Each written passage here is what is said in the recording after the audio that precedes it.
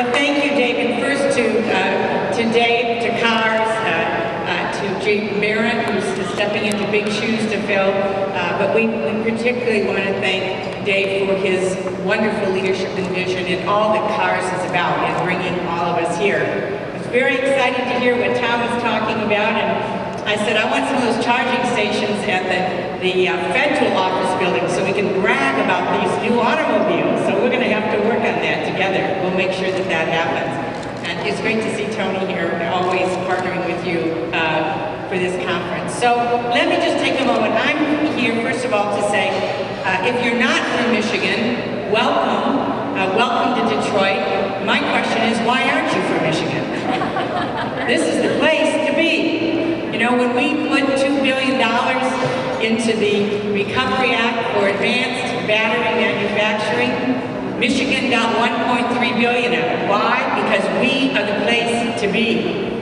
We are the place, the center of advanced battery technologies, research, development, and manufacturing. You're here, right in the middle of it. And we are very excited about what all of you are doing with the technologies that need to be there to support the electrification of the automobile, the charging stations, the other kinds of technologies that we know need to be here, and frankly, you all need to be here in some way, because this is really where it's happening.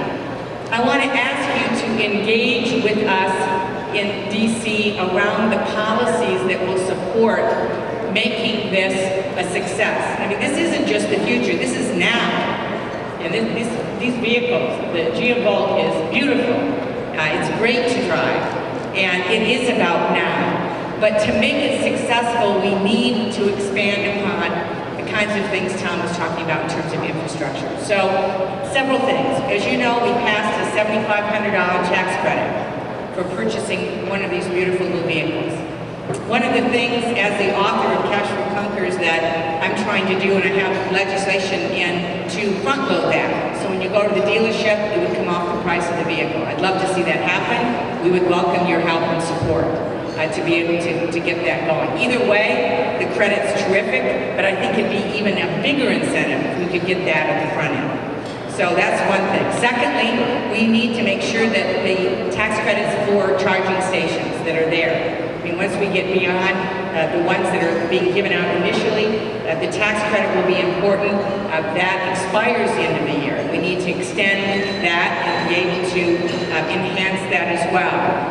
There are a number of efforts around tax incentives that are going on that are very important. The other thing is, we know that we need to broadly look at what does it take to go into a community and really create a very comfortable, sustainable place for electric vehicles, and we need to do that in a big way. And two of my colleagues, I've joined with them, Senator Byron Dorgan and Senator Lamar Alexander, bipartisan legislation to create deployment communities. And you may have heard of this, but we have passed out of the Energy Committee a bill that would create up to 15 communities across the country. Communities would compete to be chosen to receive grant monies and support to go in and look at everything that needs to be done.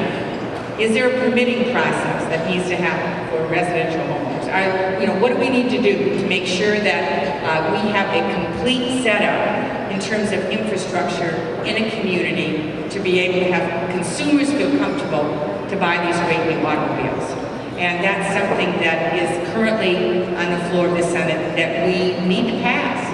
We need to pass before the end of the year. And so I would ask that not only you continue your great work in development of the technologies, deployment of technologies, marketing the technologies, but that you also join with me and others who are pushing hard for the pieces of the puzzle.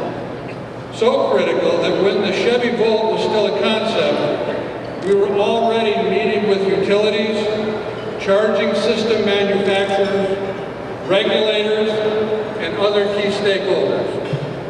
Together we formed the Auto Utility Collaboration with the Electric Power Research Institute and more than 50 other companies, including DTE and Consumers Energy, right here in Michigan. This partnership is working to ensure that Volt owners across the country have positive charging experiences, both at home and at work. Our focus has been on delivering the total customer experience, everything from vehicle to grid technical interfaces, codes and standards, to leading customer and consumer education and outreach. At GM, we put a lot of thought into enhancing the electric vehicle experience. That's one reason we leveraged our OnStar technology.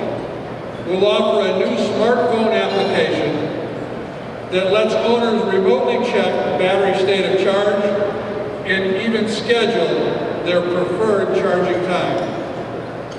We also know that customers need to charge their vehicles at home.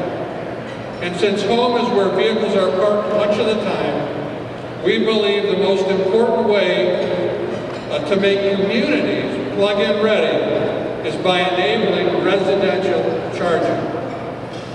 To support our first Volt customers, GM is working with utility companies, infrastructure supplier SPX Corporation, and the U.S. Department of Energy on both home and workplace charging installations. We're very pleased that 4,400 early buyers of the Volt nationwide will receive free home chargers provided by EcoTelephone and Coolant Technologies through a program that's funded by the Department of Energy. We're equally pleased that in Michigan, DTE and Consumers Energy have both announced that they'll each provide free home charging stations for 2,500 electric vehicle buyers. And in Lansing, the Board of Water and Light is providing another 25 free chargers. In fact, as we launch the Volt, we already have commitments for more than 5,000 home charging installations in the state of Michigan. And we expect similar commitments from utilities across the country. Typically, vehicles are driven for fewer than 3 hours a day. The rest of the time, they're either parked at home or at the workplace. So it's important to create opportunities for owners to charge their vehicles at work as well. We think this will make the Volt available to even more customers, especially those who don't have a place at home to charge the car overnight. But this requires a commitment by employers to install charging stations for their employees. Tonight, I'm very happy to announce that GM is going to make this commitment. We're installing almost 350 charging stations at GM facilities in Michigan to support our excellent ownership experience for Volt customers who also happen to be GM employees. In fact, we're putting in new charging stations outside the RenCen this week. I think earlier today you saw 2 out front, but we've got 18 total here right at the RenCen. We already have more than 100 charging stations in operation at several other work locations, including our Detroit Hamtramck Assembly Center, Warren Tech Center, and Milford Proving Grounds. And we expect the number of installations in Michigan to continue to grow as more locations add charging infrastructure. I'm also very happy to announce tonight that GM has an initiative to install renewable solar energy charging stations at our major facilities and development centers. We already have several stations in place at Detroit Hamtramck, powered by photovoltaic systems from Sun Logics. And Envision Solar will provide its new Envision Track solar tree system for use at our Warren and Milford campuses.